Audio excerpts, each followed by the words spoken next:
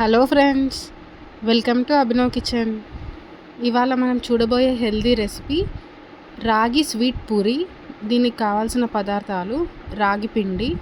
మేము ఇక్కడ ఒక గ్లాస్ వరకు రాగి పిండి తీసుకున్నాము. అండ్ గోధుమ పిండి. ఒక గ్లాస్ రాగి పిండికి హాఫ్ గ్లాస్ గోధుమ పిండి తీసుకోవాలి. చూస్తున్నారు కదా, ఒక గ్లాస్ రాగి పిండికి హాఫ్ గ్లాస్ గోధుమ పిండి తీసుకోవాలి. దీంట్లోనే ఒక చిటికెడు ఉప్పు వేసి కొద్దిగా వాటర్ కలుపుకుంటూ కొద్దిగా వాటర్ కలుపుకుంటూ చక్కగా ఉండలేకుండా కలుపుకోవాలి.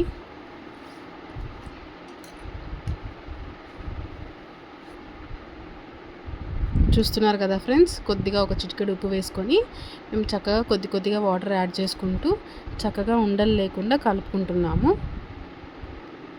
ఒకేసారి వాటర్ వేసేస్తే పిండి అనేది ముద్దగా అవుతుందండి. అందుకని పౌడర్ ఉన్నప్పుడే మొత్తం అంతా చక్కగా కలుపుకొని దాంట్లో లైట్గా వాటర్ యాడ్ చేసుకుంటూ ఏమీ ముద్దలు లేకుండా చక్కగా కలుపుకోవాలి. ఈ స్నాక్ ఈవినింగ్ టైం చాలా బాగుంటుంది ఫ్రెండ్స్. పిల్లలు స్కూల్ నుంచి వచ్చాక అప్పటికప్పుడు ఏదైనా స్వీట్ చేసి పెట్టాలి అనుకున్నా, హెల్తీగా ఏమైనా పెట్టాలి అనుకున్నా ఈ స్నాక్ చాలా బాగుంటుంది. వీడియోలో చూస్తున్నారు కదా, మేము ఉండలు లేకుండా కొద్దిగా వాటర్ కలుపుకుంటూ చక్కగా కలుపుకుంటున్నాము. ఇలా దోశ కన్సిస్టెన్సీ వచ్చేదాకా కలుపుకోవాలి. ఇలా కలుపుకున్న దాన్ని పక్కన పెట్టుకొని స్టవ్ పైన ఒక గిన్నె పెట్టుకొని దాంట్లో 1 కప్పు బెల్లం వేసుకోవాలి. ఇక్కడ 1 గ్లాస్ రాగి పిండికి 1 కప్పు బెల్లం వేస్తున్నాము. అలాగే 1 కప్ వాటర్ వేయాలి. మనం ఏ కప్పుతో అయితే బెల్లం తీసుకున్నామో అదే కప్పుతో 1 కప్ వాటర్ అనేది యాడ్ చేసుకోవాలి. చూస్తున్నారు కదా, 1 కప్ వాటర్ అనేది యాడ్ చేసుకున్నాము. ఇలా యాడ్ చేసుకున్నాక బెల్లం అనేది చక్కగా కరిగి మరీ ముదురు పాకం రావాల్సిన అవసరం లేదు ఫ్రెండ్స్. లైట్గా పాకంలాగా వస్తే సరిపోతుంది. బెల్లం మొత్తం కరిగాక లైట్గా పాకం అనేది రావాలి.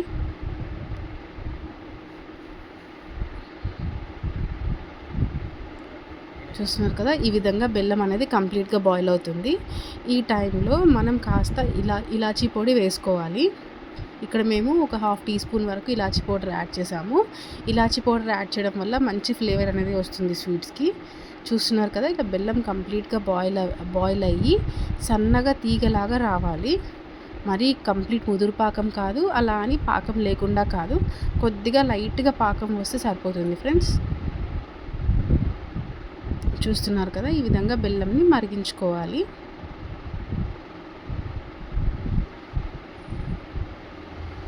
బెల్లం ఇంకా రాగి కాంబినేషన్ చాలా హెల్తీ ఫ్రెండ్స్. మన ఎముకలకి బలాన్ని ఇస్తుంది.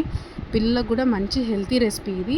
తప్పకుండా ట్రై చేయండి, చాలా ఈజీగా అయిపోతుంది.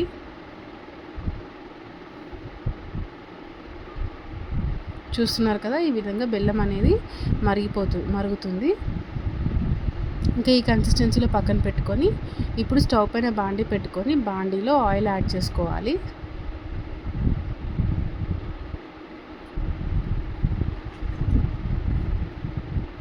ఆయిల్ హీట్ అయ్యాక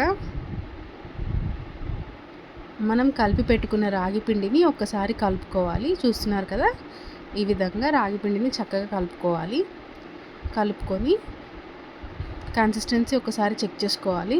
మనకు ఖచ్చితంగా దోశ కన్సిస్టెన్సీ అనేది రావాలి. అలా అయితేనే మనకు స్వీట్ అనేది పర్ఫెక్ట్గా వస్తుంది.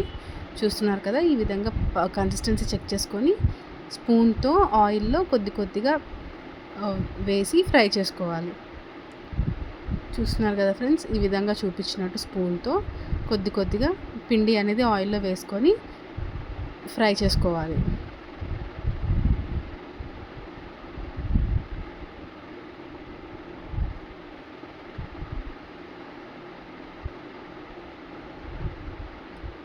వన్ సైడ్ అంతా చక్కగా ఫ్రై అయ్యాక ఫ్లిప్ చేసుకోవాలి ఫ్రెండ్స్.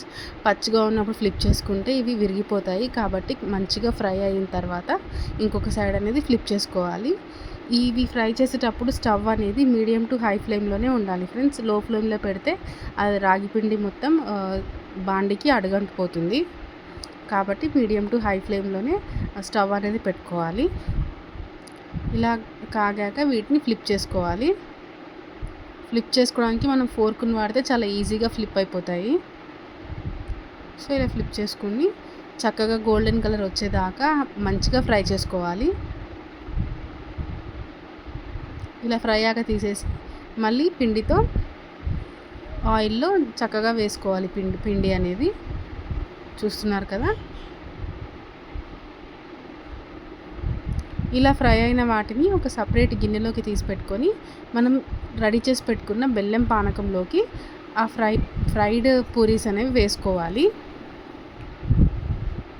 ఒక్క 2 మినిట్స్ పూరిని అలా డిప్ చేసి అది వాటర్ పీల్చుకోగానే ఇమీడియట్గా తీసేయాలి ఫ్రెండ్స్. ఎక్కువసేపు మనం బెల్లం వాటర్లో పూరీలను ఉంచితే చాలా సాఫ్ట్గా అయిపోయి తినడానికి బాగోవు.